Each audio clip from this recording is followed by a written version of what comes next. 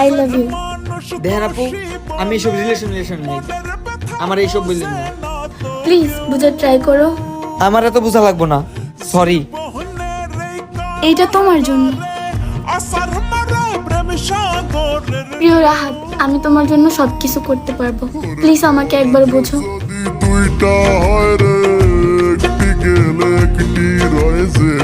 আমি সত্যি তোমাকে অনেক লাভ করি।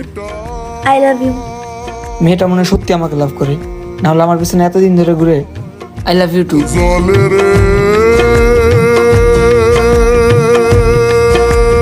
মিম, কই থাকো তুমি এখন? ফোন দিলে ফোন ধরো না। রাহাত, তোমার সাথে আমার রিলেশন রাখা পসিবল না।